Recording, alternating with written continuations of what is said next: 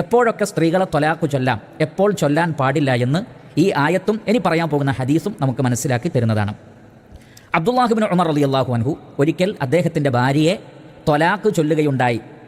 ത്വല്ലഖ ഇംറഅതഹു വഹിയ ഹായിദ്.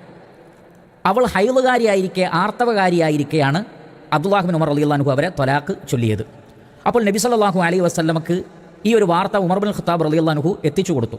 അപ്പോൾ നബി സല്ലല്ലാഹു അലൈഹി വസല്ലമക്ക് ദേഷ്യം പിടിച്ചു എന്നാണ്. എന്നിട്ട് പ്രവാചകൻ പറഞ്ഞു, മുർഹു ഫൽയുറാജിഅഹ, അബ്ദുള്ളയോട് കൽപ്പിക്ക്, എന്താണ്, അവളെ തിരിച്ചെടുക്കാൻ. കാരണം ആർത്തവ സന്ദർഭത്തിൽ ത്വലാഖ് ചൊല്ലാൻ പാടില്ല. അതുകൊണ്ട് അവളെ തിരിച്ചെടുക്കാൻ പറയൂ.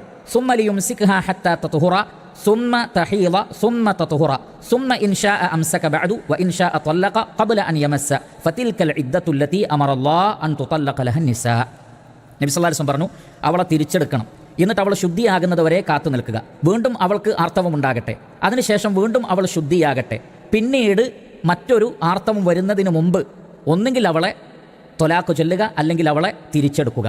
അവിടെ നബി സല്ലല്ലാഹു അലൈഹി വസല്ലം പ്രത്യേകം പറഞ്ഞു, ഇൻശാഅ ത്വല്ലഖ ഖബ്ല അൻ യമസ്സ, അവളെ സ്പർശിക്കുന്നതിന് മുമ്പ്, അഥവാ അവളുമായി ശാരീരിക ബന്ധത്തിൽ ഏർപ്പെടുന്നതിന് മുമ്പ് എന്ത് ചെയ്യണം, അവളെ ത്വലാഖ് ചൊല്ലണം.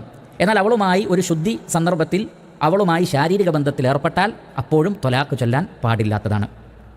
അപ്പോൾ ഈ ഹദീസിൽ നിന്ന് നബി സല്ലല്ലാഹു അലൈഹി വസല്ലം നമുക്ക് മനസ്സിലാക്കി തരുന്നത് ചില പ്രത്യേക സന്ദർഭങ്ങളിൽ ത്വലാഖ് ചൊല്ലാൻ പാടില്ലാത്തതാണ്. അതിൽ ഒന്ന് ഹൈളാണ്. ഭാര്യ ആർത്തവകാരിയാണെങ്കിൽ ആ സമയത്ത് അവളെ ത്വലാഖ് ചൊല്ലാൻ പാടില്ല, അവൾ ശുദ്ധിയാകണം.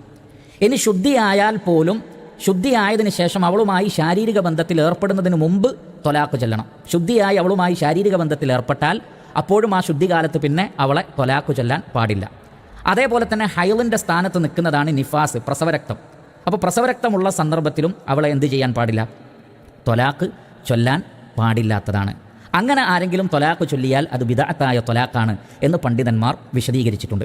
അപ്പോൾ ഈ മൂന്ന് സന്ദർഭം പ്രത്യേകം ശ്രദ്ധിക്കുക. ഹൈളുകാരിയായിരിക്കെ ത്വലാഖ് ചൊല്ലരുത്, പ്രസവരക്തമുള്ള സന്ദർഭത്തിൽ ത്വലാഖ് ചൊല്ലരുത്. ഇനി അവൾ ശുദ്ധിയായതിനു ശേഷം അവളുമായി ശാരീരിക ബന്ധത്തിൽ ഏർപ്പെട്ട് കഴിഞ്ഞാലും പിന്നെ ആ ശുദ്ധികാലത്ത് അവളെ ത്വലാഖ് ചൊല്ലാൻ പാടില്ലാത്തതാണ്.